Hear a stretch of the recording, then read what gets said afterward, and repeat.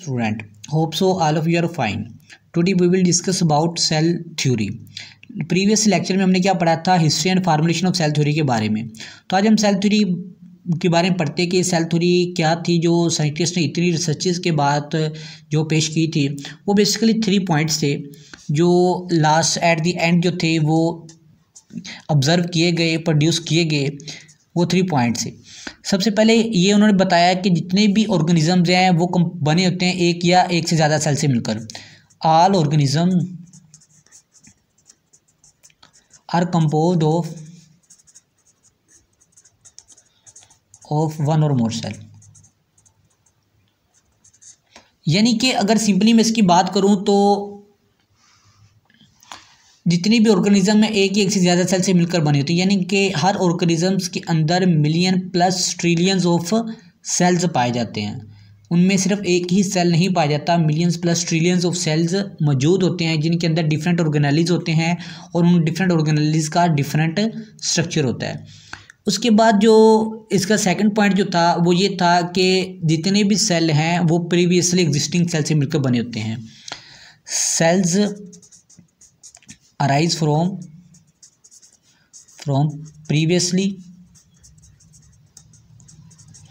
existing cells। यानी कि जितने भी सेल नए सेल मिलकर बनते हैं वो प्रीवियसली एग्जिस्टिंग सेल से मिलकर बनते हैं, वो खुद नहीं बनते। जितने भी पुराने सेल होते हैं उन सेल से ये मिलकर बनते हैं। और थर्ड जो मेन अहम पॉइंट जो था वो ये समझा गया कि जो सेल है वो हमारी ज़िंदगी का, cells is the basic structural and functional unit of life। Cell जो हमारी ज़िंदगी है बहुत ही अहम स्ट्रक्चरल और फंक्शनल यूनिट है। यानी कि without these cells life is not possible on the earth. ठीक है, अब हम बात करते हैं सब सेलुलर और एसेलुलर पार्टिकल्स। यानी कि कुछ सेल जो होते हैं वो सब सेलुलर, यानी कि कुछ सेल जो होते हैं वो सब सेलुलर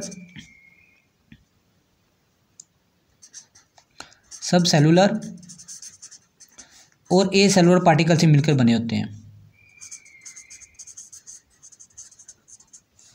पार्टिकल से।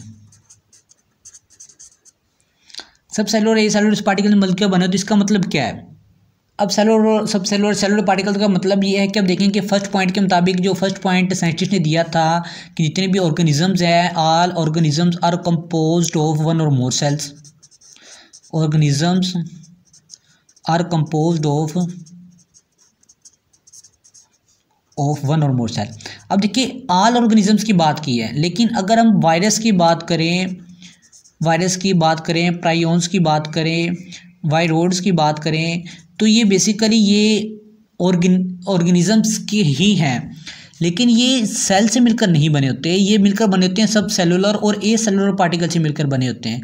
अब और साइंटिस्ट ने क्या किया कि अब देखा कि ये सब सेलुलर पार्टिकल से मिलकर बने होते हैं। अब इनको किस कंडीशन में लिया जाए, इनको लिविंग में लिया जाए या नॉन लिविंग में लिया जाए।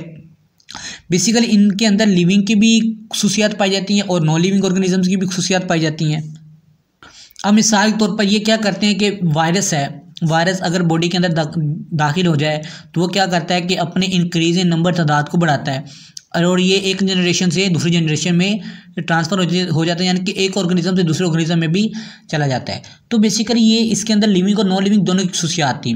तो साइंटिस्ट ने क्या किया कि इनके अंदर सेपरेट किंगडम बनाने की ज़रूरत पेश नहीं की और इनको ये नाम दिया कि ये सब सेलुलर और ए सेलुलर पार्टिकल से मिलकर बने होते हैं और बेसिकली इनको ऑर्गेनिज्म भी नहीं कहा जा सकता। ठीक है, तो इस वजह से इनको किंगडम भी नहीं दिया गया। तो ये था हमारा सब सेलुलर और ए सेलुलर पार्टिकल्स और सेल थ्योरी। सो इनको क्लासीफाई नहीं किया जा सकता। Okay, thank you.